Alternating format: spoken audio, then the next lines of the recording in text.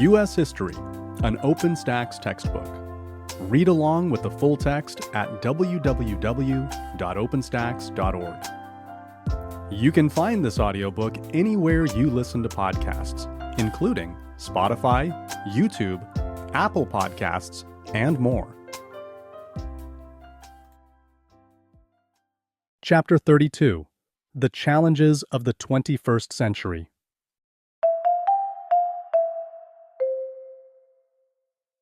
Introduction.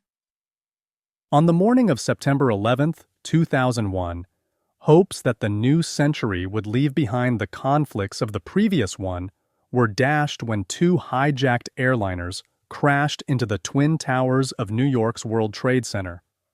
When the first plane struck the North Tower, many assumed that the crash was a horrific accident, but then a second plane hit the South Tower less than 30 minutes later.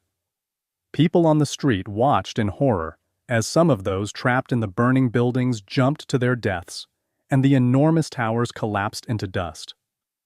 In the photo above, the Statue of Liberty appears to look on helplessly as thick plumes of smoke obscure the lower Manhattan skyline. The events set in motion by the September 11th attacks would raise fundamental questions about the United States' role in the world, the extent to which privacy should be protected at the cost of security, the definition of exactly who is an American, and the cost of liberty.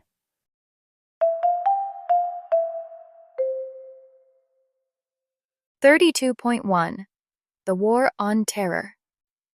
Learning objectives. By the end of this section, you will be able to discuss how the United States responded to the terrorist attacks of September 11, 2001. Explain why the United States went to war against Afghanistan and Iraq. Describe the treatment of suspected terrorists by U.S. law enforcement agencies and the U.S. military.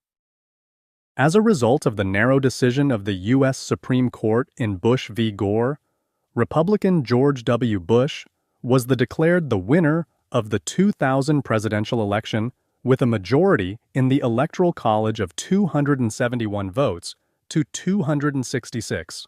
Although he received approximately 540,000 fewer popular votes nationally than his Democratic opponent, Bill Clinton's vice president, Al Gore. Bush had campaigned with a promise of compassionate conservatism at home and non-intervention abroad. These platform planks were designed to appeal to those who felt that the Clinton administration's initiatives in the Balkans and Africa had unnecessarily entangled the United States in the conflicts of foreign nations. Bush's 2001 Education Reform Act, dubbed No Child Left Behind, had strong bipartisan support and reflected his domestic interests.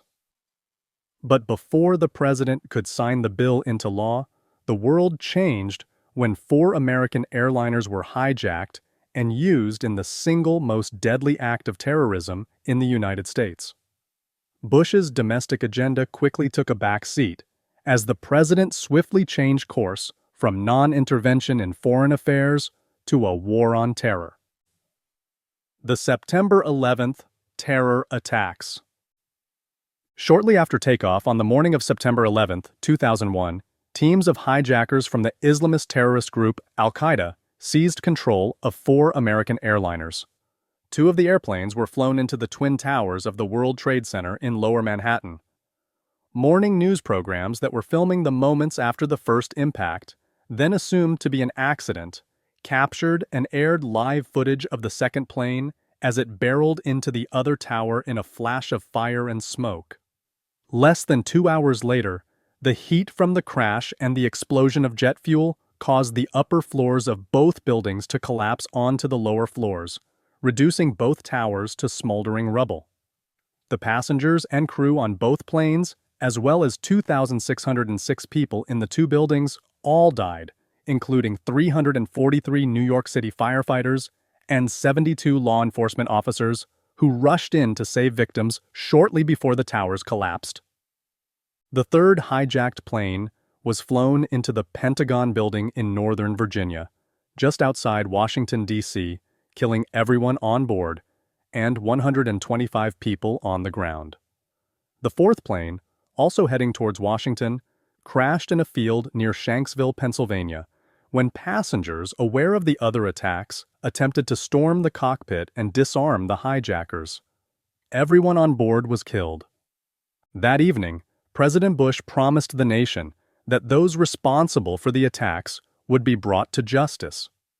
3 days later, Congress issued a joint resolution authorizing the president to use all means necessary against the individuals, organizations, or nations involved in the attacks.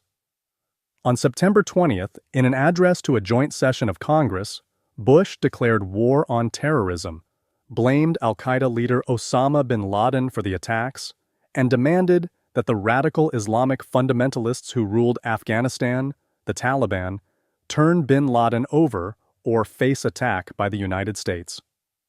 This speech encapsulated what became known as the Bush Doctrine, the belief that the United States has the right to protect itself from terrorist acts by engaging in preemptive wars or ousting hostile governments in favor of friendly, preferably democratic, regimes. World leaders and millions of their citizens expressed support for the United States and condemned the deadly attacks. Russian President Vladimir Putin characterized them as a bold challenge to humanity itself. German Chancellor Gerhard Schroeder said the events of that day were not only attacks on the people in the United States, our friends in America, but also against the entire civilized world, against our own freedom, against our own values, values which we share with the American people.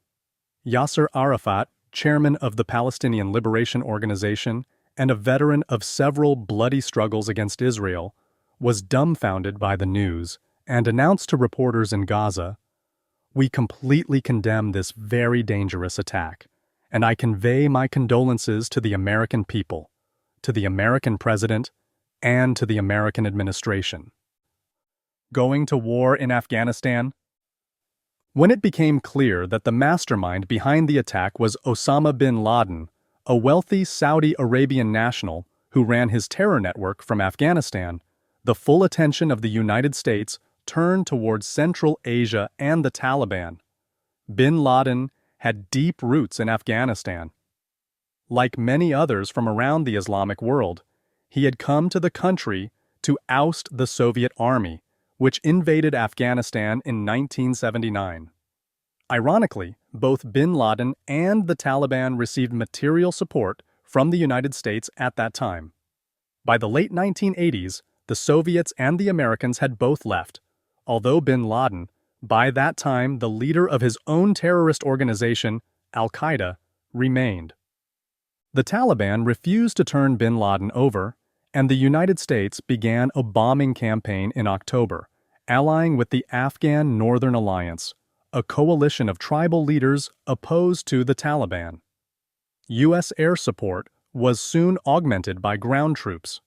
By November 2001, the Taliban had been ousted from power in Afghanistan's capital of Kabul, but bin Laden and his followers had already escaped across the Afghan border to mountain sanctuaries in northern Pakistan. Iraq. At the same time that the U.S. military was taking control of Afghanistan, the Bush administration was looking to a new and larger war with the country of Iraq. Relations between the United States and Iraq had been strained ever since the Gulf War a decade earlier. Economic sanctions imposed on Iraq by the United Nations and American attempts to foster internal revolts against President Saddam Hussein's government had further tainted the relationship. A faction within the Bush administration, sometimes labeled neo-conservatives, believed Iraq's recalcitrance in the face of overwhelming U.S. military superiority represented a dangerous symbol to terrorist groups around the world, recently emboldened by the dramatic success of the al-Qaeda attacks in the United States. Powerful members of this faction, including Vice President Dick Cheney and Secretary of Defense Donald Rumsfeld, believed the time to strike Iraq and solve this festering problem was right then, in the wake of 9/11. Others, like Secretary of State Colin Powell, a highly respected veteran of the Vietnam War and former chair of the Joint Chiefs of Staff, were more cautious about initiating combat.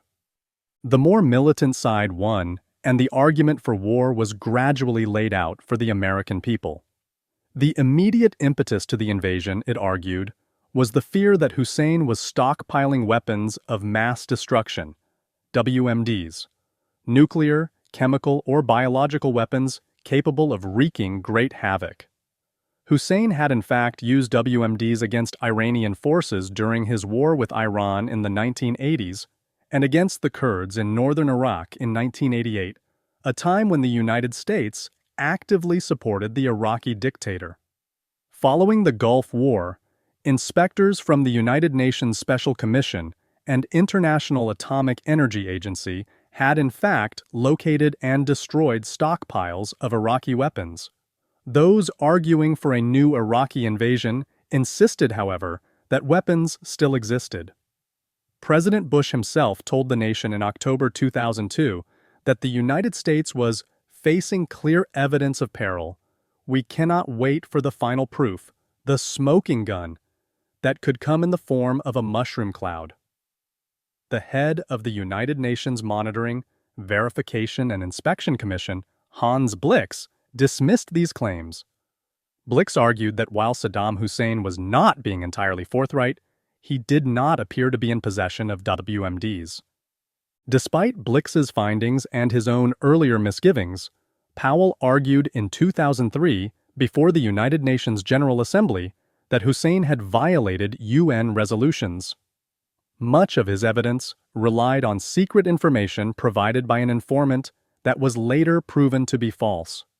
On March 17, 2003, the United States cut off all relations with Iraq.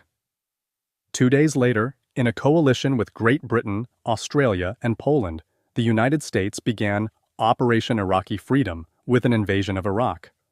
Other arguments supporting the invasion noted the ease with which the operation could be accomplished. In February 2002, some in the Department of Defense were suggesting the war would be a cakewalk. In November, referencing the short and successful Gulf War of 1990 to 1991, Secretary of Defense Rumsfeld told the American people it was absurd, as some were claiming, that the conflict would degenerate into a long, drawn-out quagmire.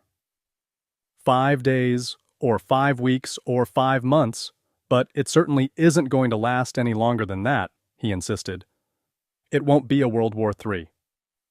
And just days before the start of combat operations in 2003, Vice President Cheney announced that U.S. forces would likely be greeted as liberators, and the war would be over in weeks rather than months. Early in the conflict, these predictions seemed to be coming true. The march into Baghdad went fairly smoothly. Soon, Americans back home were watching on television as U.S. soldiers and the Iraqi people worked together to topple statues of the deposed leader Hussein around the capital. The reality, however, was far more complex. While American deaths had been few, thousands of Iraqis had died, and the seeds of internal strife and resentment against the United States had been sown. The United States was not prepared for a long period of occupation. It was also not prepared for the inevitable problems of law and order, or for the violent sectarian conflicts that emerged. Thus, even though Bush proclaimed a U.S. victory in May 2003, on the deck of the USS Abraham Lincoln with the banner "Mission Accomplished" prominently displayed behind him, the celebration proved premature by more than 7 years. My story. Lieutenant General James Conway on the invasion of Baghdad. Lieutenant General James Conway, who commanded the 1st Marine Expeditionary Force in Iraq, answers a reporter's questions about civilian casualties during the 2003 invasion of Baghdad. As a civilian in those early days, one definitely had the sense that the high command had expected something to happen, which didn't. Was that a correct perception? We were told by our intelligence folks that the enemy is carrying civilian clothes in their packs because as soon as the shooting starts, they're going to put on their civilian clothes and they're going to go home. Well, they put on their civilian clothes but not to go home. They put on civilian clothes to blend with the civilians and shoot back at us. There's been some criticism of the behavior of the Marines at the Diyala Bridge across the Tigris River into Baghdad in terms of civilian casualties. Well, after the 3rd Battalion, 4th Marines crossed, the resistance was not all gone. They had just fought to take a bridge. They were being counterattacked by enemy forces. Some of the civilian vehicles that wound up with the bullet holes in them contained enemy fighters in uniform with weapons. Some of them did not. Again, we're terribly sorry about the loss of any civilian life where civilians are killed in a battlefield setting. And I will guarantee you it was not the intent of those Marines to kill civilians. The civilian casualties happened because the Marines felt threatened, and they were having a tough time distinguishing from an enemy that is violating the laws of land warfare by going to civilian clothes, putting his own people at risk. All of those things, I think, had an impact on the behavior of the Marines, and in the end, it's very unfortunate that civilians died. Who, in your opinion, bears primary responsibility for the deaths of Iraqi civilians? Domestic security. The attacks of September 11th awakened many to the reality that the end of the Cold War did not mean an end to foreign violent threats. Some Americans grew wary of alleged possible enemies in their midst, and hate crimes against Muslim Americans, and those thought to be Muslims, surged in the aftermath. Fearing that terrorists might strike within the nation's borders again, and aware of the chronic lack of cooperation among different federal law enforcement agencies, Bush created the Office of Homeland Security in October 2001. The next year, Congress passed the Homeland Security Act, creating the Department of Homeland Security, which centralized control over a number of different government functions in order to better control threats at home. The Bush administration also pushed the USA Patriot Act through Congress, which enabled law enforcement agencies to monitor citizens' emails and phone conversations without a warrant. The Bush administration was fiercely committed to rooting out threats to the United States wherever they originated, and in the weeks after September 11th, the Central Intelligence Agency, CIA, scoured the globe, sweeping up thousands of young Muslim men. Because U.S. law prohibits the use of torture, the CIA transferred some of these prisoners to other nations, a practice known as rendition or extraordinary rendition, where the local authorities can use methods of interrogation not allowed in the United States. While the CIA operates overseas, the Federal Bureau of Investigation, FBI, is the chief federal law enforcement agency within U.S. national borders. Its activities are limited by, among other things, the Fourth Amendment, which protects citizens against unreasonable searches and seizures. Beginning in 2002, however, the Bush administration implemented a wide-ranging program of warrantless domestic wiretapping, known as the Terrorist Surveillance Program by the National Security Agency, NSA. The shaky constitutional basis for this program was ultimately revealed in August 2006, when a federal judge in Detroit ordered the program ended immediately. The use of unconstitutional wiretaps to prosecute the war on terrorism was only one way the new threat challenged authorities in the United States. Another problem was deciding what to do with foreign terrorists captured on the battlefields in Afghanistan and Iraq. In traditional conflicts, where both sides are uniformed combatants, the rules of engagement and the treatment of prisoners of war are clear. But in the new war on terror, extracting intelligence about upcoming attacks became a top priority that superseded human rights and constitutional concerns. For that purpose, the United States began transporting men suspected of being members of al-Qaeda to the U.S. naval base at Guantanamo Bay, Cuba, for questioning. The Bush administration labeled the detainees unlawful combatants in an effort to avoid affording them the rights guaranteed to prisoners of war, such as protection from torture, by international treaties such as the Geneva Conventions. Furthermore, the Justice Department argued that the prisoners were unable to sue for their rights in U.S. courts on the grounds that the Constitution did not apply to U.S. territories. It was only in 2006 that the Supreme Court ruled in Hamdan v. Rumsfeld that the military tribunals that tried Guantanamo prisoners violated both U.S. federal law and the Geneva Conventions.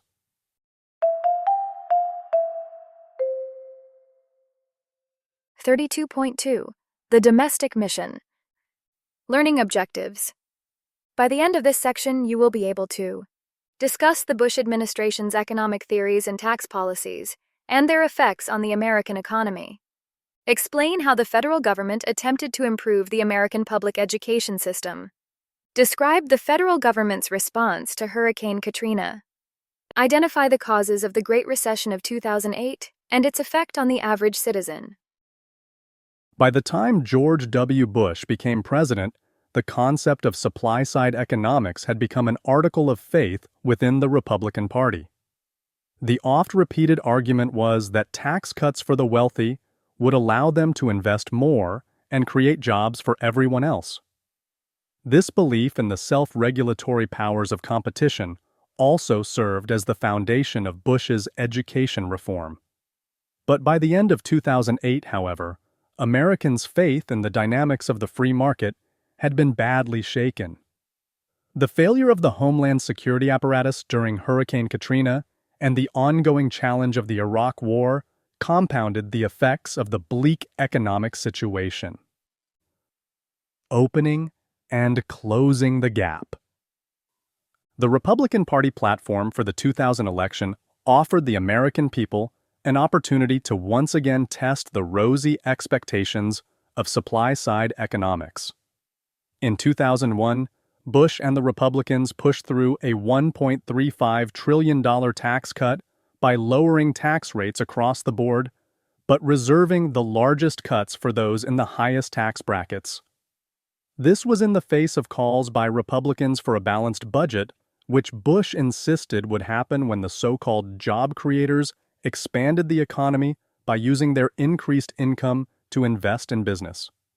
The cuts were controversial. The rich were getting richer, while the middle and lower classes bore a proportionally larger share of the nation's tax burden. Between 1966 and 2001, one-half of the nation's income gained from increased productivity went to the top 0.01% of earners. By 2005, dramatic examples of income inequity were increasing. The chief executive of Walmart earned $15 million that year, roughly 950 times what the company's average associate made. The head of the construction company KB Homes made $150 million, or 4,000 times what the average construction worker earned that same year. Even as productivity climbed, workers' incomes stagnated. With a larger share of the wealth, the very rich further solidified their influence on public policy. Left with a smaller share of the economic pie, average workers had fewer resources to improve their lives or contribute to the nation's prosperity by, for example, educating themselves and their children. Another gap that had been widening for years was the education gap. Some education researchers had argued that American students were being left behind. In 1983, a commission established by Ronald Reagan had published a sobering assessment of the American educational system entitled A Nation at Risk. The report argued that American students were more poorly educated than their peers in other countries, especially in areas such as math and science, and were thus unprepared to compete in the global marketplace. Furthermore, test scores revealed serious educational achievement gaps between white students and students of color. Touting himself as the education president, Bush sought to introduce reforms that would close these gaps. His administration offered two potential solutions to these problems. First, it sought to hold schools accountable for raising standards and enabling students to meet them. The No Child Left Behind Act, signed into law in January 2002, erected a system of testing to measure and ultimately improve student performance in reading and math at all schools that received federal funds. Schools whose students performed poorly on the tests would be labeled in need of improvement. If poor performance continued, schools could face changes in curricula and teachers, or even the prospect of closure. The second proposed solution was to give students the opportunity to attend schools with better performance records. Some of these might be charter schools, institutions funded by local tax monies in much the same way as public schools, but able to accept private donations and exempt from some of the rules public schools must follow. During the administration of George H.W. Bush, the development of charter schools had gathered momentum, and the American Federation of Teachers welcomed them as places to employ innovative teaching methods or offer specialized instruction in particular subjects. President George W. Bush now encouraged states to grant educational funding vouchers to parents who could use them to pay for a private education for their children if they chose. These vouchers were funded by tax revenue that would otherwise have gone to public schools. The 2004 election and Bush's second term. In the wake of the 9/11 attacks, Americans had rallied around their president in a gesture of patriotic loyalty, giving Bush approval ratings of 90%. Even following the first few months of the Iraq War, his approval rating remained historically high at approximately 70%. But as the 2004 election approached, opposition to the war in Iraq began to grow. While Bush could boast of a number of achievements at home and abroad during his first term, the narrow victory he achieved in 2000 augured poorly for his chances for re-election in 2004 and a successful second term. Re-election. As the 2004 campaign ramped up, the president was persistently dogged by rising criticism of the violence of the Iraq War and the fact that his administration's claims of WMDs had been greatly overstated. In the end, no such weapons were ever found. These criticisms were amplified by growing international concern over the treatment of prisoners at the Guantanamo Bay detention camp and widespread disgust over the torture conducted by U.S. troops at the prison in Abu Ghraib, Iraq, which surfaced only months before the election. In March 2004, an ambush by Iraqi insurgents of a convoy of private military contractors from Blackwater, USA in the town of Fallujah, west of Baghdad, and the subsequent torture and mutilation of the 4 captured mercenaries shocked the American public. But the event also highlighted the growing insurgency against U.S. occupation, the escalating sectarian conflict between the newly empowered Shia Muslims and the minority of the formerly ruling Sunni, and the escalating costs of a war involving a large number of private contractors that, by conservative estimates, approached $1.7 trillion by 2013. Just as importantly, the American campaign in Iraq had diverted resources from the war against al-Qaeda in Afghanistan, where U.S. troops were no closer to capturing Osama bin Laden, the mastermind behind the 9/11 attacks. With 2 hot wars overseas, one of which appeared to be spiraling out of control, the Democrats nominated a decorated Vietnam War veteran, Massachusetts Senator John Kerry, to challenge Bush for the presidency. As someone with combat experience, 3 Purple Hearts, and a foreign policy background, Kerry seemed like the right challenger in a time of war. But his record of support for the invasion of Iraq made his criticism of the incumbent less compelling and earned him the by-name Waffler from Republicans. The Bush campaign also sought to characterize Kerry as an elitist out of touch with regular Americans. Kerry had studied overseas, spoke fluent French, and married a wealthy foreign-born heiress. Republican supporters also unleashed an attack on Kerry's Vietnam War record, falsely claiming he had lied about his experience and fraudulently received his medals. Kerry's reluctance to embrace his past leadership of Vietnam veterans against the war weakened the enthusiasm of anti-war Americans while opening him up to criticisms from veterans groups. This combination compromised the impact of his challenge to the incumbent in a time of war. Urged by the Republican Party to stay the course with Bush, voters listened. Bush won another narrow victory, and the Republican Party did well overall, picking up 4 seats in the Senate and increasing its majority there to 55. In the House, the Republican Party gained 3 seats, adding to its majority there as well. Across the nation, most governorships also went to Republicans, and Republicans dominated many state legislatures. Despite a narrow win, the president made a bold declaration in his first news conference following the election. "I earned capital in this campaign, political capital, and now I intend to spend it." The policies on which he chose to spend this political capital included the partial privatization of Social Security and new limits on court-awarded damages in medical malpractice lawsuits. In foreign affairs, Bush promised that the United States would work towards ending tyranny in the world. But at home and abroad, the president achieved few of his second-term goals. Instead, his second term in office became associated with the persistent challenge of pacifying Iraq, the failure of the Homeland Security apparatus during Hurricane Katrina, and the most severe economic crisis since the Great Depression. A failed domestic agenda. The Bush administration had planned a series of free market reforms, but corruption, scandals, and Democrats in Congress made these goals hard to accomplish.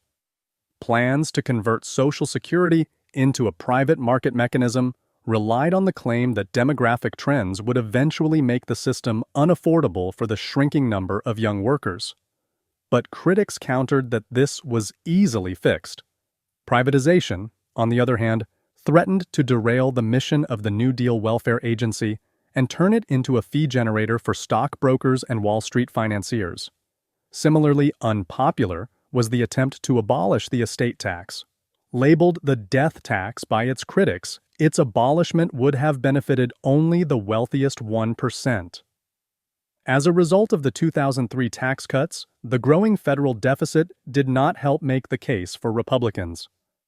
The nation faced another policy crisis when the Republican-dominated House of Representatives approved a bill making the undocumented status of millions of immigrants a felony and criminalizing the act of employing or knowingly aiding undocumented immigrants. In response, millions of immigrants, along with other critics of the bill, took to the streets in protest. What they saw as the civil rights challenge of their generation, conservatives read as a dangerous challenge to law and national security. Congress eventually agreed on a massive buildup of the U.S. Border Patrol and the construction of a 700-mile-long fence along the border with Mexico. But the deep divisions over immigration and the status of up to 12 million undocumented immigrants remained unresolved. Hurricane Katrina. One event highlighted the nation's economic inequality and racial divisions, as well as the Bush administration's difficulty in addressing them effectively. On August 29, 2005, Hurricane Katrina came ashore and devastated coastal stretches of Alabama, Mississippi, and Louisiana. The city of New Orleans, no stranger to hurricanes and floods, suffered heavy damage when the levees, embankments designed to protect against flooding, failed during the storm surge, as the Army Corps of Engineers had warned they might. The flooding killed some 1,500 people and so overwhelmed parts of the city that tens of thousands more were trapped and unable to evacuate. Thousands who were elderly, ill, or too poor to own a car followed the mayor's directions and sought refuge at the Superdome, which lacked adequate food, water, and sanitation. Public services collapsed under the weight of the crisis. Although the U.S. Coast Guard managed to rescue more than 35,000 people from the stricken city, the response by other federal bodies was less effective. The Federal Emergency Management Agency, FEMA, an agency charged with assisting state and local governments in times of natural disaster, proved inept at coordinating different agencies and utilizing the rescue infrastructure at its disposal. Critics argued that FEMA was to blame and that its director, Michael D. Brown, a Bush friend and appointee with no background in emergency management, was an example of cronyism at its worst. The failures of FEMA were particularly harmful for an administration that had made Homeland Security its top priority. Supporters of the president, however, argued that the scale of the disaster was such that no amount of preparedness or competence could have allowed federal agencies to cope. While there was plenty of blame to go around, at the city, state, and national levels, FEMA and the Bush administration got the lion's share. Even when the president attempted to demonstrate his concern with a personal appearance, the tactic largely backfired. Photographs of him looking down on a flooded New Orleans from the comfort of Air Force One only reinforced the impression of a president detached from the problems of everyday people. Despite his attempts to give an uplifting speech from Jackson Square, he was unable to shake this characterization, and it underscored the disappointments of his second term. On the eve of the 2006 midterm elections, President Bush's popularity had reached a new low as a result of the war in Iraq and Hurricane Katrina, and a growing number of Americans feared that his party's economic policy benefited the wealthy first and foremost.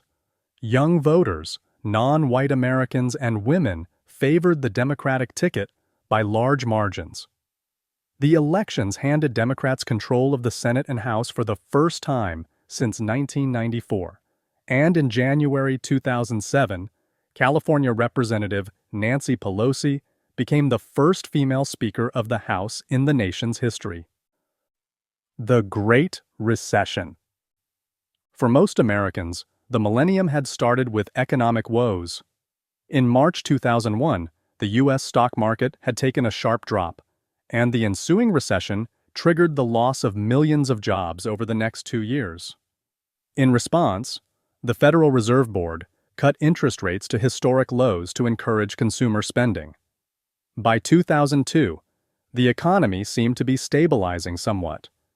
But few of the manufacturing jobs lost were restored to the national economy. Instead, the outsourcing of jobs to China and India became an increasing concern, along with a surge in corporate scandals.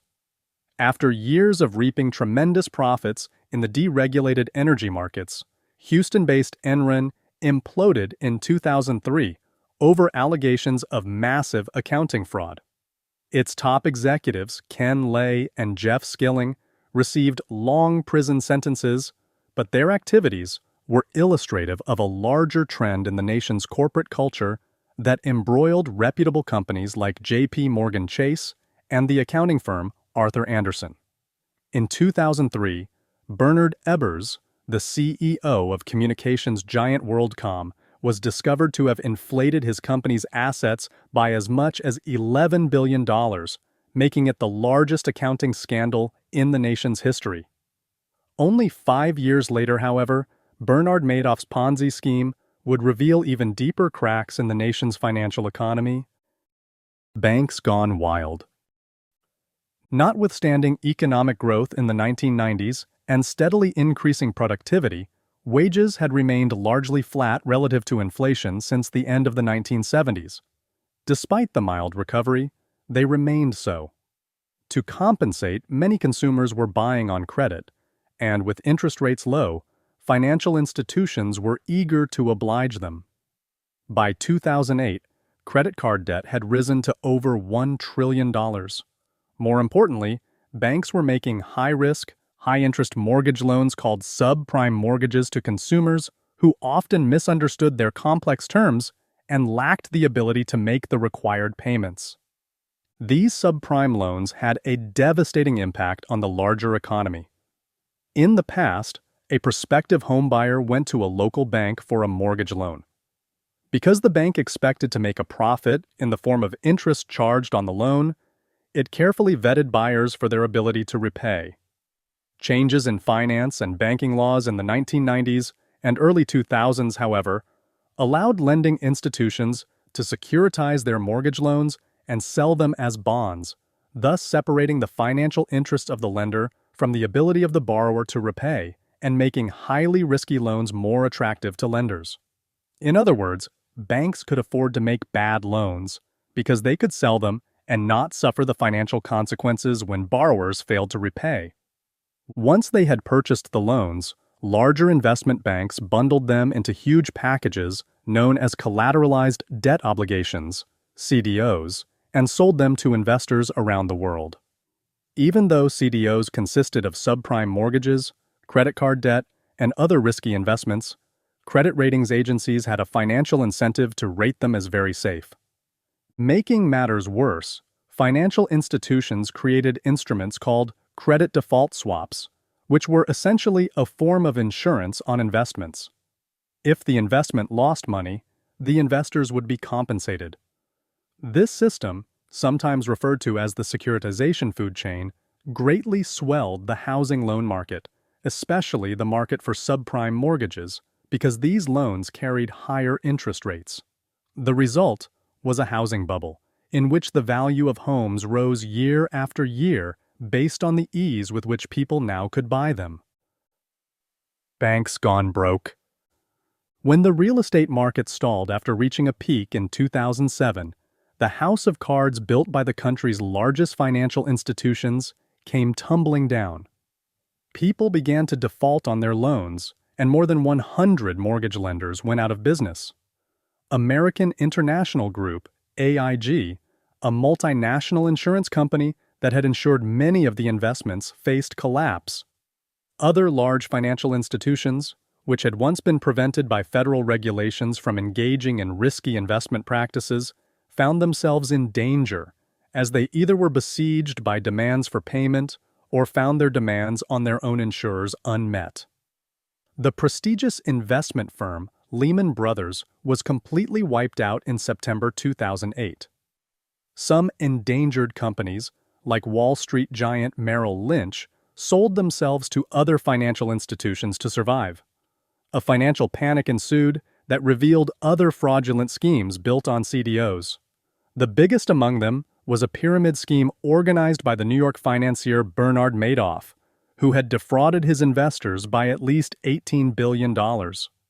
Realizing that the failure of major financial institutions could result in the collapse of the entire U.S. economy, the chairman of the Federal Reserve, Ben Bernanke, authorized a bailout of the Wall Street firm Bear Stearns, although months later, the financial services firm Lehman Brothers was allowed to file for the largest bankruptcy in the nation's history. Members of Congress met with Bernanke and Secretary of the Treasury Henry Paulson in September 2008 to find a way to head off the crisis. They agreed to use $700 billion in federal funds to bail out the troubled institutions, and Congress subsequently passed the Emergency Economic Stabilization Act, creating the Troubled Asset Relief Program, TARP. One important element of this program was aid to the auto industry. The Bush administration responded to their appeal with an emergency loan of $17.4 billion to be executed by his successor after the November election to stave off the industry's collapse. The actions of the Federal Reserve, Congress, and the President prevented the complete disintegration of the nation's financial sector and warded off a scenario like that of the Great Depression. However, the bailouts could not prevent a severe recession in the U.S. and world economy. As people lost faith in the economy, stock prices fell by 45%. Unable to receive credit from now wary banks, smaller businesses found that they could not pay suppliers or employees. With houses at record prices and growing economic uncertainty, people stopped buying new homes. As the value of homes decreased, owners were unable to borrow against them to pay off other obligations, such as credit card debt or car loans. More importantly, millions of homeowners who had expected to sell their houses at a profit and pay off their adjustable-rate mortgages were now stuck in upside-down or underwater mortgages, in which the homeowner owed more than the home was actually worth. By 2009, nearly 25% of home mortgages were in this underwater state, and due to job loss, wage reduction, or increased monthly payments from adjustable-rate loans, millions of people defaulted on their loans and were put into foreclosure, in which the bank holding the mortgage seizes the home, and/or bankruptcy. Without access to credit, consumer spending declined. Some European nations had suffered similar speculation bubbles in housing, but all had bought into the mortgage securities market and suffered the losses of assets, jobs, and demand as a result. International trade slowed, hurting many American businesses. As the Great Recession of 2008 deepened, the situation of ordinary citizens became worse. During the last 4 months of 2008, 1 million American workers lost their jobs, and during 2009, another 3 million found themselves out of work. Under such circumstances, many resented the expensive federal bailout of banks and investment firms. It seemed as if the wealthiest were being rescued by the taxpayer from the consequences of their imprudent and even corrupt practices.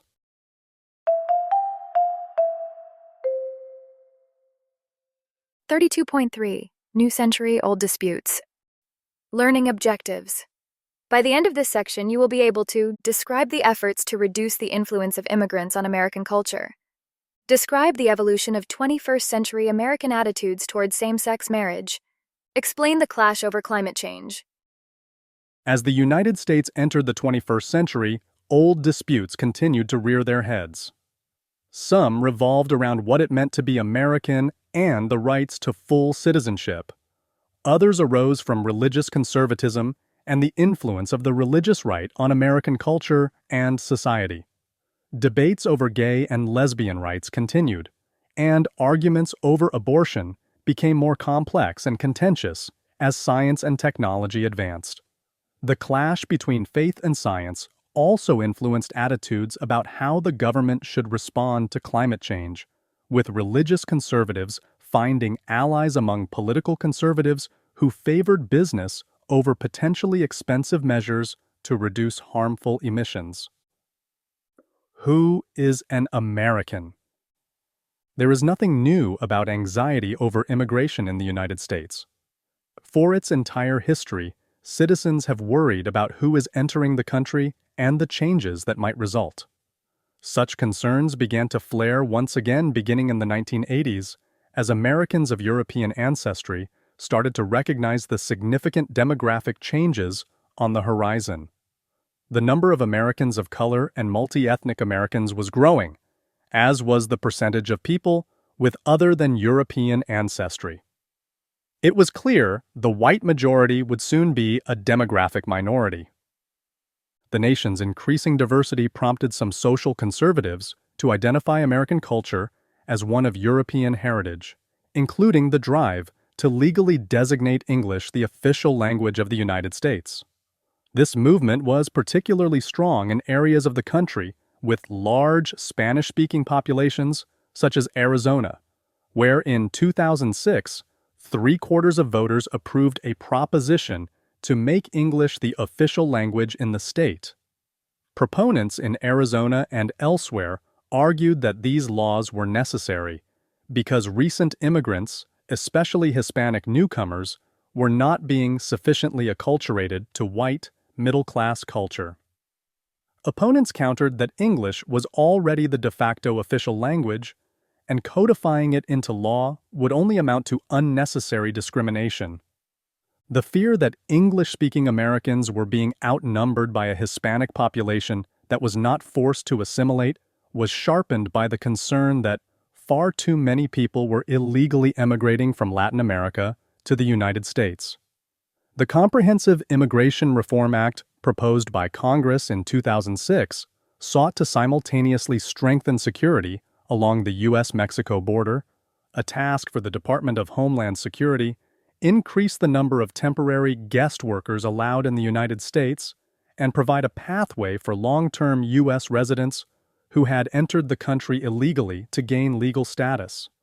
It also sought to establish English as a common and unifying language for the nation.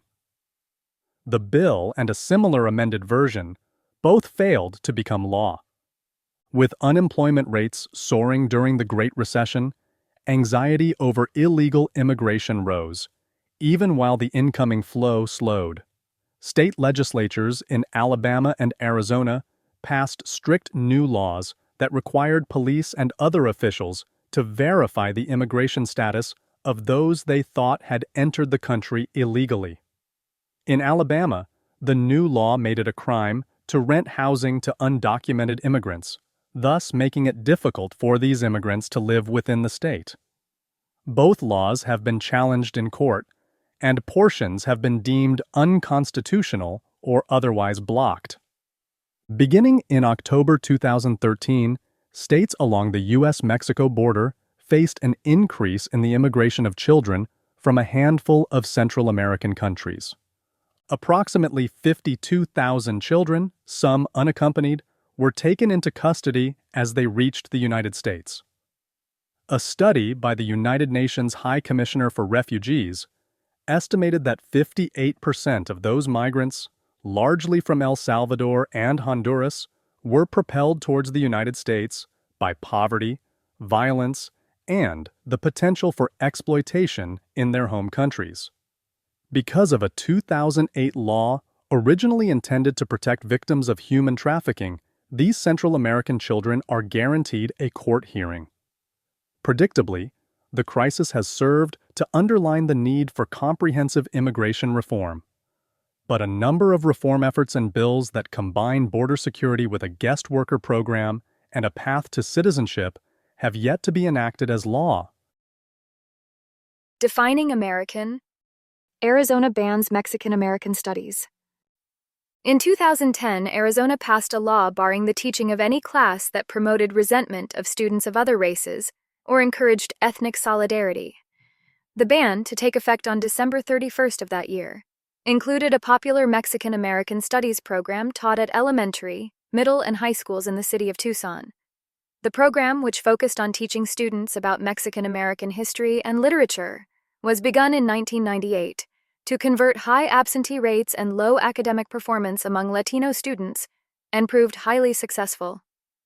Public school superintendent Tom Horn objected to the course, however, claiming it encouraged resentment of white people and of the U.S. government, and improperly encouraged students to think of themselves as members of a race instead of as individuals.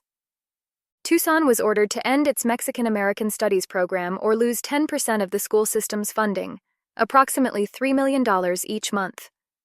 In 2012, the Tucson School Board voted to end the program.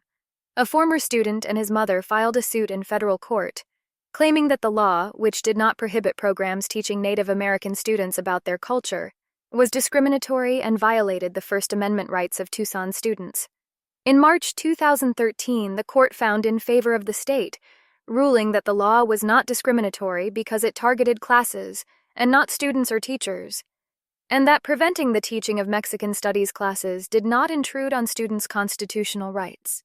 The court did, however, declare the part of the law prohibiting classes designed for members of particular ethnic groups to be unconstitutional. What advantages or disadvantages can you see in an ethnic studies program?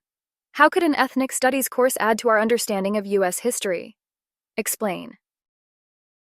What is a marriage? In the 1990s, the idea of legal same-sex marriage seemed particularly unlikely. Neither of the two main political parties expressed support for it.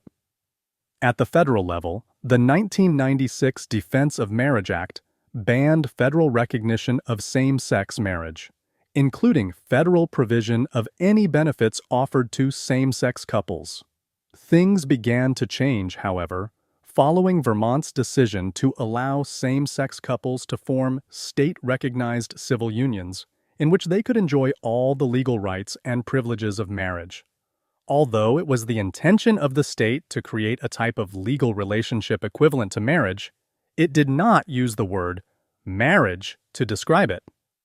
Following Vermont's lead, several other states legalized same-sex marriages or civil unions among gay and lesbian couples. In 2004, the Massachusetts Supreme Judicial Court ruled that barring gay and lesbian people from marrying violated the state constitution. The court held that offering same-sex couples the right to form civil unions, but not marriage, was an act of discrimination, and Massachusetts became the first state to allow same-sex couples to marry. Not all states followed suit, however, and there was a backlash in several states. Between 1998 and 2012, 30 states banned same-sex marriage, either by statute or by amending their constitutions. Other states attempted, unsuccessfully, to do the same. In 2007, the Massachusetts state legislature rejected a proposed amendment to the state's constitution that would have prohibited such marriages. While those in support of broadening civil rights to include same-sex marriage were optimistic, those opposed employed new tactics. In 2008, opponents of same-sex marriage in California tried a ballot initiative to define marriage strictly as a union between a man and a woman. Despite strong support for broadening marriage rights, the proposition was successful. This change was just one of dozens that states had been putting in place since the late 1990s to prohibit same-sex marriage at the state level. California's ban was ruled unconstitutional in a case that was eventually settled by the Supreme Court in 2013, legalizing same-sex marriage in the state. In the intervening years, Maine, Maryland, and Washington formally legalized same-sex marriage by popular vote, and several court cases ruled against same-sex marriage bans. Why fight climate change? Even as mainstream members of both political parties moved closer together on same-sex marriage, political divisions on scientific debates continued. One increasingly polarizing debate that baffles much of the rest of the world is about global climate change. Despite near unanimity in the scientific community that climate change is real and will have devastating consequences, large segments of the American population, predominantly on the right, continue to insist that it is little more than a complex hoax and a leftist conspiracy. Much of the Republican Party's base denies that global warming is the result of human activity. Some deny that the Earth is getting hotter at all. This popular denial has had huge global consequences. In 1998, the United States, which produces roughly 36% of the greenhouse gases, like carbon dioxide, that prevent the Earth's heat from escaping into space, signed the Kyoto Protocol, an agreement among the world's nations to reduce their emissions of these gases. President Bush objected to the requirement that major industrialized nations limit their emissions to a greater extent than other parts of the world, and argued that doing so might hurt the American economy. He announced that the United States would not be bound by the agreement, and it was never ratified by Congress. Instead, the Bush administration appeared to suppress scientific reporting on climate change. In 2006, the progressive-leaning Union of Concerned Scientists surveyed 1,600 climate scientists, asking them about the state of federal climate research. Of those who responded, nearly three-fourths believed that their research had been subjected to new administrative requirements, third-party editing to change their conclusions, or pressure not to use terms such as global warming. Republican politicians, citing the altered reports, argued that there was no unified opinion among members of the scientific community that humans were damaging the climate. Countering this rejection of science were the activities of many environmentalists, including Al Gore, Clinton's vice president and Bush's opponent in the disputed 2000 election. As a new member of Congress in 1976, Gore had developed what proved a steady commitment to environmental issues. In 2004, he established Generation Investment Management, which sought to promote an environmentally responsible system of equity analysis and investment.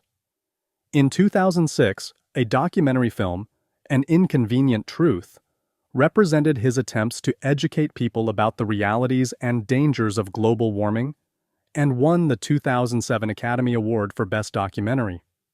Though some of what Gore said was an error, the film's main thrust is in keeping with the weight of scientific evidence. In 2007, as a result of these efforts to disseminate greater knowledge about man-made climate change, Gore shared the Nobel Peace Prize with the Intergovernmental Panel on Climate Change.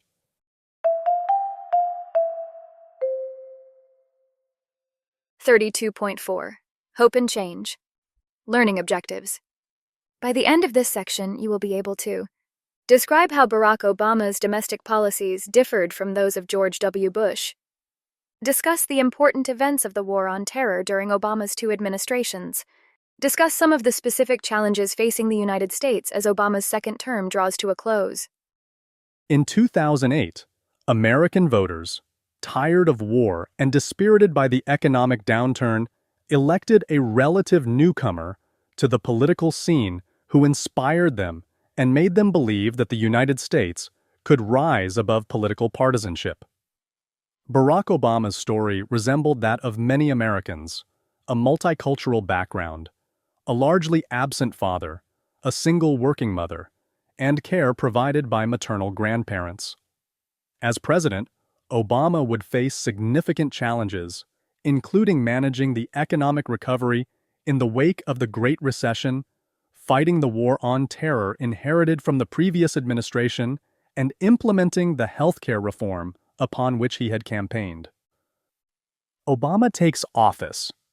Born in Hawaii in 1961 to a Kenyan father and an American woman from Kansas, Obama excelled at school, going on to attend Occidental College in Los Angeles, Columbia University, and finally Harvard Law School, where he became the first African-American president of the Harvard Law Review. As part of his education, he also spent time in Chicago, working as a community organizer to help those displaced by the decline of heavy industry in the early 1980s. Obama first came to national attention when he delivered the keynote address at the 2004 Democratic National Convention while running for his first term in the U.S. Senate. Just a couple of years later, he was running for president himself, the first African-American nominee for the office from either major political party. Obama's opponent in 2008 was John McCain, a Vietnam veteran and Republican senator with the reputation of a maverick who had occasionally broken ranks with his party to support bipartisan initiatives. The senator from Arizona faced a number of challenges. As the Republican nominee, he remained closely associated with the two disastrous foreign wars initiated under the Bush administration. His late recognition of the economic catastrophe on the eve of the election did not help matters and further damaged the Republican brand at the polls. At 71, he also had to fight accusations that he was too old for the job, an impression made even more striking by his energetic young challenger. To minimize this weakness, McCain chose a young but inexperienced running mate, Governor Sarah Palin of Alaska. This tactic backfired, however, when a number of poor performances in television interviews convinced many voters that Palin was not prepared for higher office. Senator Obama, too, was criticized for his lack of experience with foreign policy, a deficit he remedied by choosing experienced politician Joseph Biden as his running mate. Unlike his Republican opponent, however, Obama offered promises of hope and change. By sending out voter reminders on Twitter and connecting with supporters on Facebook, he was able to harness social media and take advantage of grassroots enthusiasm for his candidacy. His youthful vigor drew independents and first-time voters, and he won 95% of the African American vote and 44% of the white vote. Defining American. Politicking in a New Century. Barack Obama's campaign seemed to come out of nowhere to overcome the widely supported frontrunner Hillary Clinton in the Democratic primaries. Having won the nomination, Obama shot to the top with an exuberant base of youthful supporters who were encouraged and inspired by his appeal to hope and change. Behind the scenes, the Obama campaign was employing technological innovations and advances in social media to both inform and organize its base. The Obama campaign realized early that the key to political success in the 21st century was to energize young voters by reaching them where they were, online. The organizing potential of platforms like Facebook, YouTube, and Twitter had never before been tapped, and they were free. The results were groundbreaking. Using these social media platforms, the Obama campaign became an organizing and fundraising machine of epic proportions. During his almost 2-year-long campaign, Obama accepted $6.5 million donations, totaling $500 million. The vast majority of online donations were less than $100. This accomplishment stunned the political establishment, and they have been quick to adapt. Since 2008, nearly every political campaign has followed in Obama's footsteps, effecting a revolution in campaigning in the United States. Economic and healthcare reforms. Barack Obama had been elected on a platform of healthcare reform and a wave of frustration over the sinking economy. As he entered office in 2009, he set out to deal with both. Taking charge of the TARP program instituted under George W. Bush to stabilize the country's financial institutions, Obama oversaw the distribution of some $7.77 trillion designed to help shore up the nation's banking system.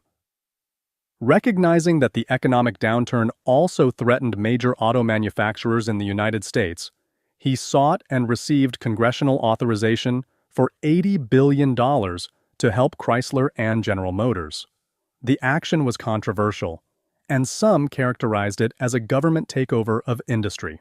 The money did, however, help the automakers earn a profit by 2011, reversing the trend of consistent losses that had hurt the industry since 2004. It also helped prevent layoffs and wage cuts. By 2013, the automakers had repaid over $50 billion of bailout funds. Finally, through the 2009 American Recovery and Reinvestment Act, ARRA, the Obama administration pumped almost $800 billion into the economy to stimulate economic growth and job creation.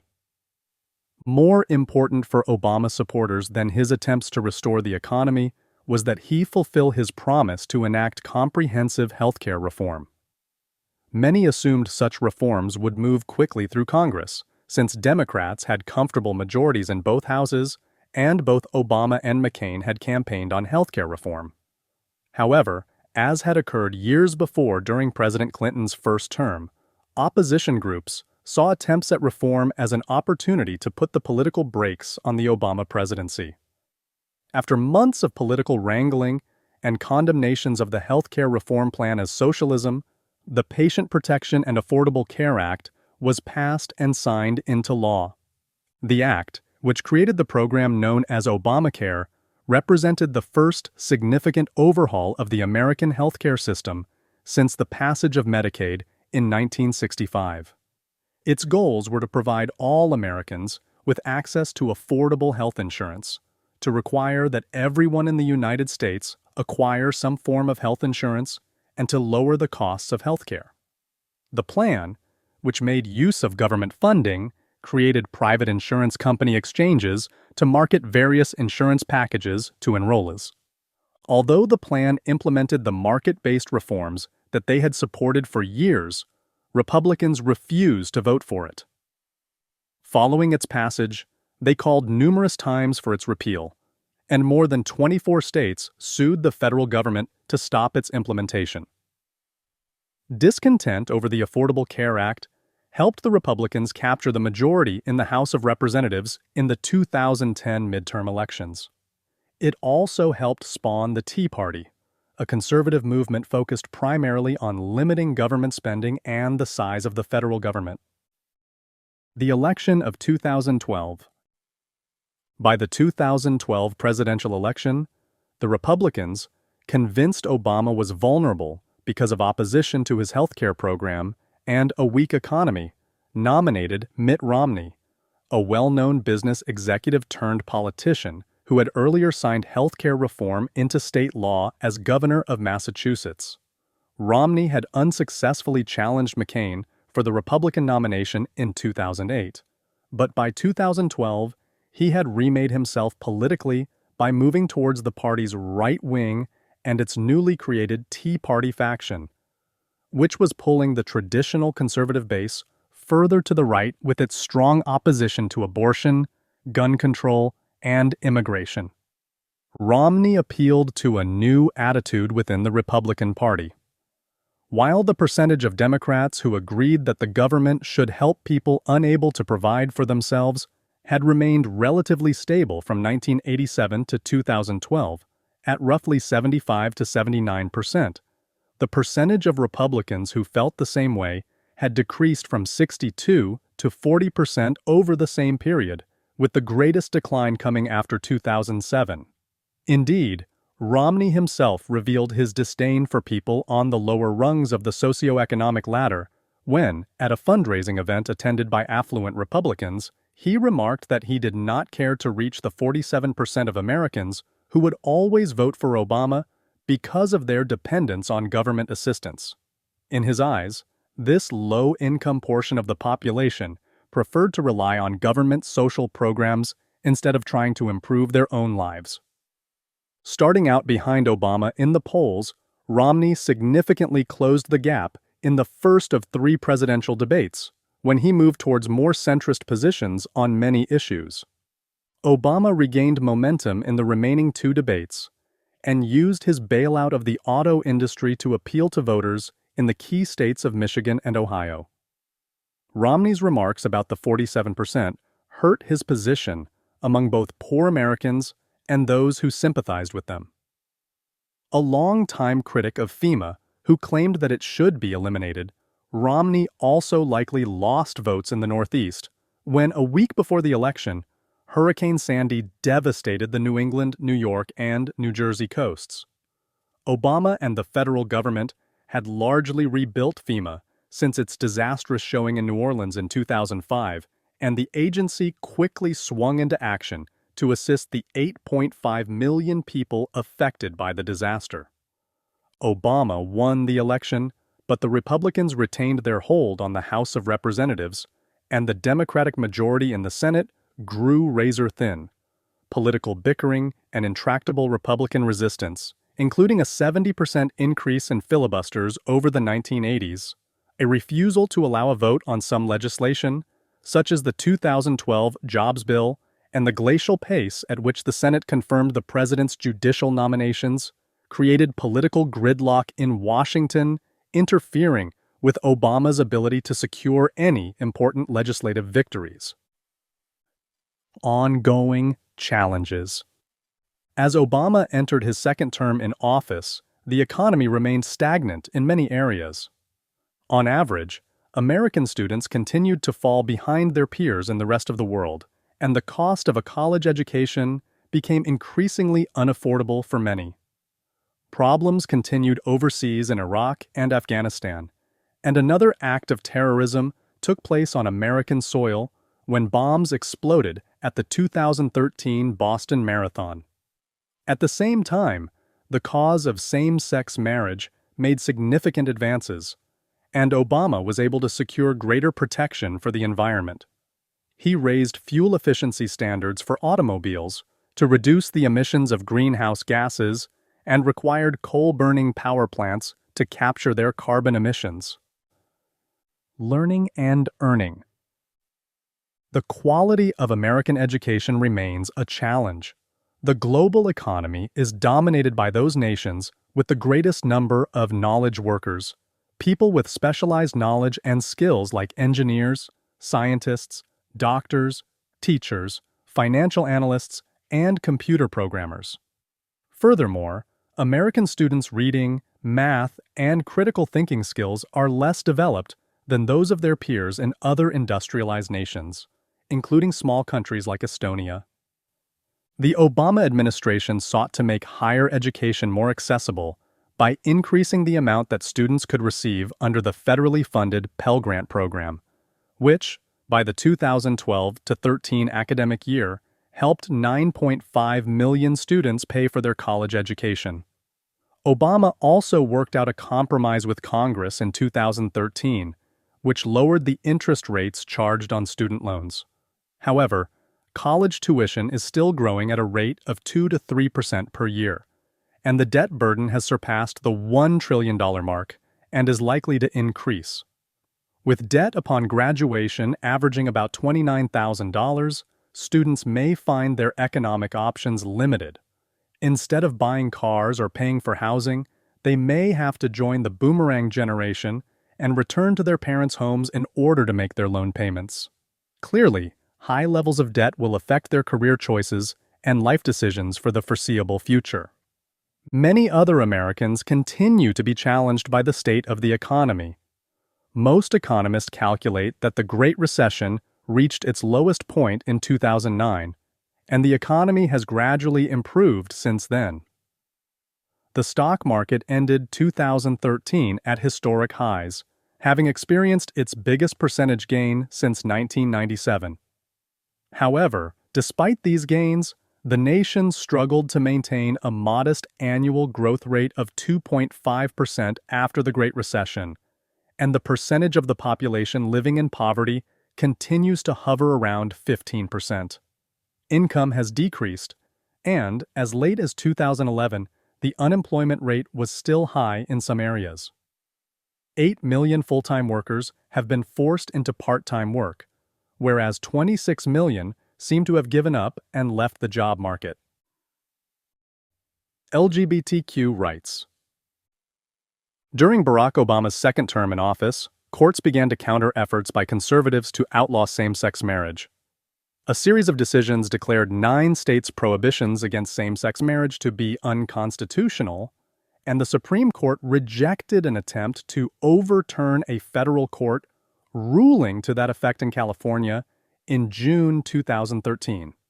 Shortly thereafter, the Supreme Court also ruled that the Defense of Marriage Act of 1996 was unconstitutional because it violated the Equal Protection Clause of the 14th Amendment. These decisions seem to allow legal challenges in all the states that persist in trying to block same-sex unions. The struggle against discrimination based on gender identity has also won some significant victories, but a surge of anti-transgender sentiment and policies has divided many communities. In 2014, the U.S. Department of Education ruled that schools receiving federal funds may not discriminate against transgender students, and a board within the Department of Health and Human Services decided that Medicare should cover gender-affirming care, including hormonal therapy and medically necessary surgeries. Medicaid and private insurance coverage of transgender care vary by state and insurer. While the Affordable Care Act prohibits discrimination on the basis of sex, states and insurers prohibit certain treatments. In addition, many states have passed laws leading to prosecution of healthcare professionals and parents who provide gender-affirming care to minors. Violence. Between the spring of 1999, when 2 teens killed 12 of their classmates, a teacher, and themselves at their high school in Columbine, Colorado, and the early summer of 2014, 52 additional shootings or attempted shootings had occurred at schools.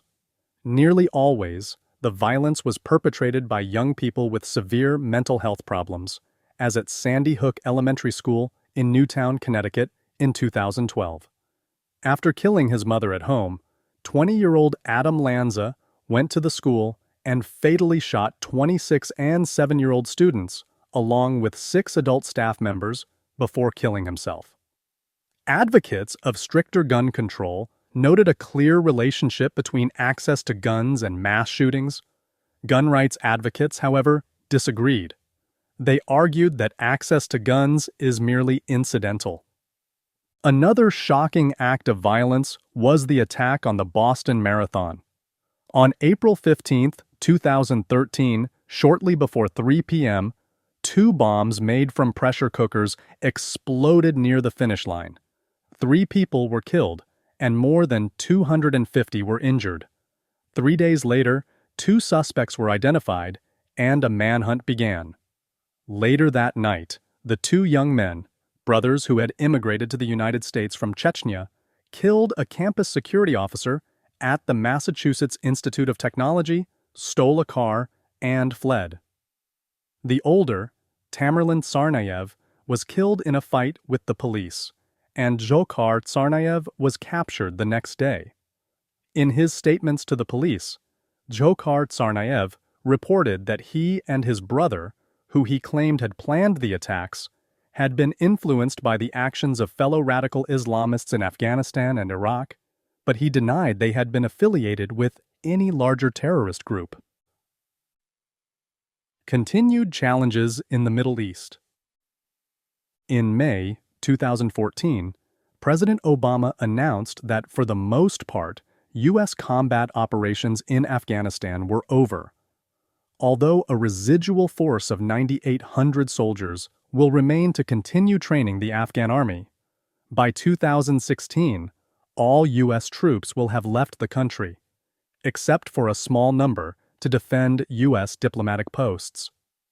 The years of warfare have brought the United States few rewards. In Iraq, 4,475 American soldiers died and 32,220 were wounded. In Afghanistan, the toll through February 2013 was 2,160, 5 dead, and 18,230 wounded. By some estimates, the total monetary cost of the wars in Iraq and Afghanistan could easily reach $4 trillion, and the Congressional Budget Office believes that the cost of providing medical care for the veterans might climb to $8 billion by 2020. In Iraq, the coalition led by then Prime Minister Nouri al-Maliki was able to win 92 of the 328 seats in Parliament in May 2014, and he seemed poised to begin another term as the country's ruler. The elections, however, did not stem the tide of violence in the country. The continued violence and conflict in the region, particularly the concurrent civil war in Syria, created the conditions for a new power to arise. In June 2014, the Islamic State of Iraq and Syria ISIS, a radical Islamist militant group consisting of mostly Sunni Muslims and once affiliated with al-Qaeda, seized control of Sunni-dominated areas of Iraq and Syria. On June 29, 2014, it proclaimed the formation of the Islamic State with Abu Bakr al-Baghdadi as caliph, the state's political and religious leader. Through a mix of apocalyptic ideology and highly aggressive and adaptable tactics, ISIS fighters, many of whom were veterans of other conflicts, were formidable and overwhelmed their adversaries. After taking over such a large portion of Syria and Iraq, ISIS gained access to the territory's oil infrastructure, which it used to finance its operations. As a self-proclaimed caliphate, the ISIS ideology held that any government, religion, or similar organization in the places ISIS occupied were no longer legitimate. Its fighters targeted non-Sunni Muslim civilians, such as Shiites and Yazidis, as well as aid workers and journalists, and frequently killed them in public or broadcasted executions using methods such as beheading, crucifixion, immolation, and shooting. ISIS pursued and punished people whom it felt were violating religious law, including LGBTQ people and those accused of adultery or other immorality. More than a dozen nations with varied interests entered the conflict.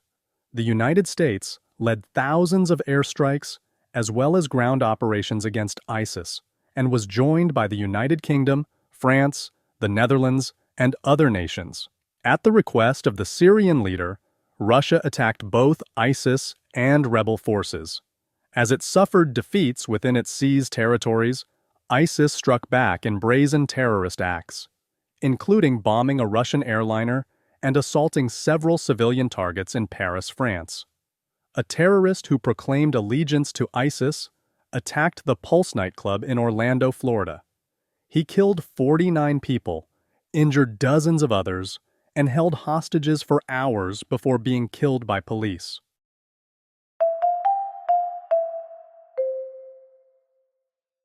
(32.5) Political divides in social movements. Learning objectives. By the end of this section, you will be able to describe the policy positions of Hillary Clinton and Donald Trump in the 2016 election. Discuss the renewal of political activism during and after the 2016 election. The election of 2016. With President Barack Obama completing his second term, the 2016 election started with a large primary field. After a contentious process, former Senator and Secretary of State Hillary Clinton became the first woman to win a major party presidential nomination.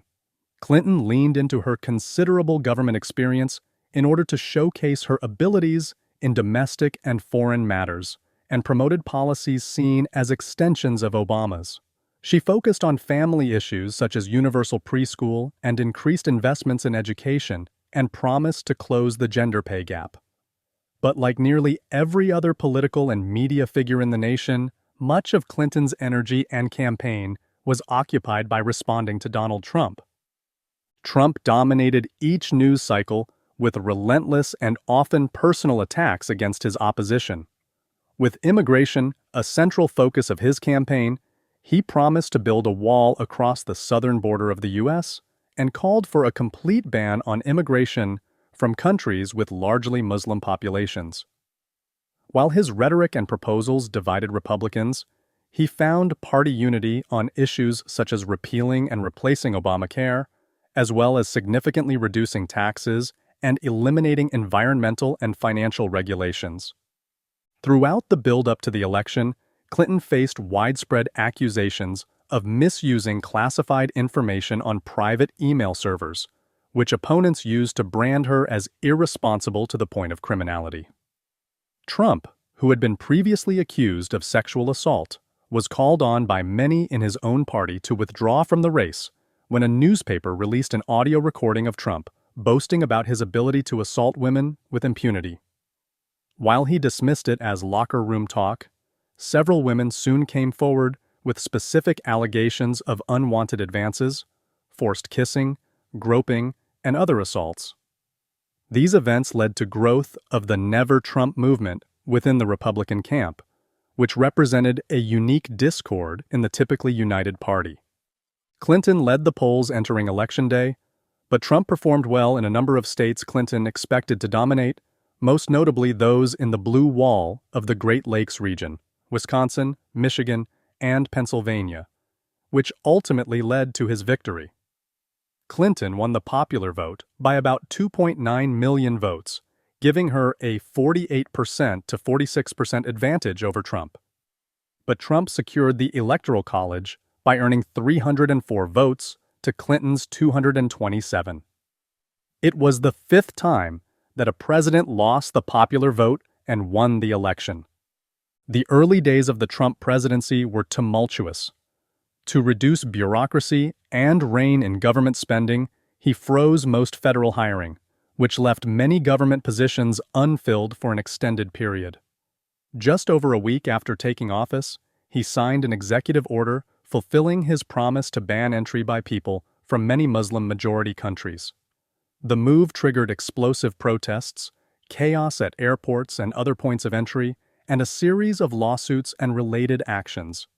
A few weeks later, Trump's national security advisor resigned after admitting that he had misled the vice president and other officials regarding his communications with the Russian government.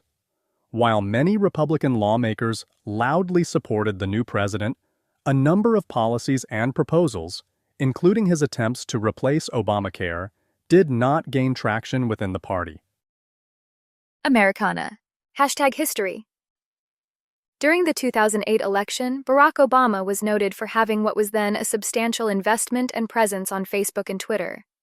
But while Obama's 115,000 Twitter followers and 3 million Facebook followers in 2008 far outshined John McCain's, those quantities would seem quaint just a few years later.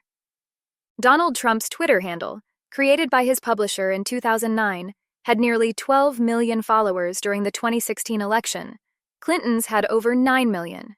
Trump became known for tweets that dominated news reports and elicited responses ranging from disbelief to condemnation, to, as several politicians would later admit, pretending they hadn't seen the messages. Trump saw the medium as a way to connect directly with his supporters, without the filter of the media or even his own campaign staff. As its name implies, social media took on a preeminent role in social issues and daily conversation. Athletes, entertainers, and others with large followings shifted conversations and influenced markets with a single message: repost, like, or even an unfollow. Likewise, some social movements grew purely through social media. For years, the ALS Ice Bucket Challenge saw millions of people soaking themselves for awareness of the devastating disease and raised over $100 million for medical research. Hashtags such as Bring Back Our Girls, referencing a group of school children kidnapped in Nigeria in 2014. Why I Stayed, referencing the experience of people who had been in abusive relationships, and others became widely shared with the intention of raising awareness and action. Some hashtags, like Black Lives Matter and Me Too, were tied to formal, if not centralized, organizations, while many were less organized. Hashtag activism, as it became known, was both recognized for its impact and criticized for its limitations. Can you think of movements that started with hashtags but grew into more substantial activism? When you think of major movements in your lifetime, do you identify them more by their online presence, by live events, or in other ways? Activism and social change. The events and issues brought forth in the 2016 election continued to energize and divide the nation. Protests and rallies against Trump became a hallmark of the administration's first months, with significant events occurring almost weekly in early 2017. Nearly 500,000 people attended the Women's March on Washington, and several million participated in concurrent local marches around the country. Protests erupted at airports around the country when Trump fulfilled his promise to ban travel from Muslim countries, and crowds followed Trump to his homes in Florida and New York City. Other forms of activism included work walkouts, such as the Day Without Women and Day Without Immigrants. Political conservatives remained active as well. Trump and his allies continued their successful political rallies with a thank you tour in December 2017 and over a dozen rallies in 2017. Events like these were not typical after an election, but Trump's supporters continued to show up in large numbers, and prominent Republicans joined as speakers. More radical groups surged. The Unite the Right rally, held in Charlottesville, Virginia in August 2017, was originated as a protest against the removal of Confederate monuments. The event brought together militant white supremacist organizations such as the Ku Klux Klan, neo-Nazis, and Christian nationalist organizations. They marched and chanted anti-Semitic, racist, and anti-LGBTQ slogans, and violently clashed with bystanders and counter-protesters. One of the supremacists murdered a woman, Heather Heyer, and injured at least 19 people by intentionally driving his car into a crowd of counter-protesters.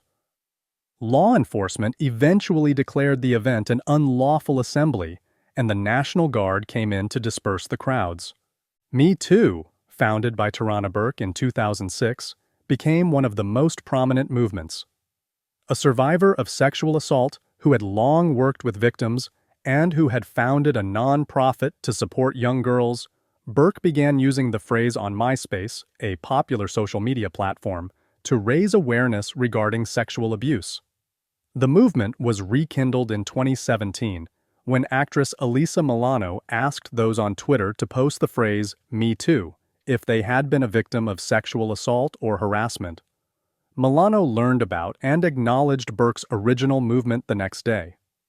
Within days, over 4.5 million people used the phrase on social media, including business leaders, celebrities, athletes, and elected officials.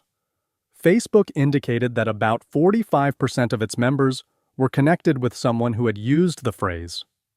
In the days and months that followed, women shared their demands for gender equality and more fair treatment in social and workplace settings. Revelations of misconduct led to firings and resignations in government, major corporations, media and entertainment, and religious organizations. The same sectors undertook new policies and practices designed to promote fairer and better treatment, which in their early days showed promise of leading to changes in representation and equity. This has been U.S. History from OpenStax. OpenStax textbooks and this free audiobook are covered under a Creative Commons license. The full text is available at www.openstax.org. This project was made possible by CC ECHO, the California Consortium for Equitable Change in Hispanic Serving Institutions, Open Education Resources. You can learn more about CC Echo by visiting the link in this episode's show notes. You can find this audiobook anywhere you listen to podcasts, including Spotify, YouTube, Apple Podcasts, and more. Instructors can even download a course shell to embed these recordings in Canvas courses. Learn more by visiting www.openaudio.us. Did you find this audiobook helpful? If so, let us know by leaving a comment and sharing this recording with a colleague or a friend.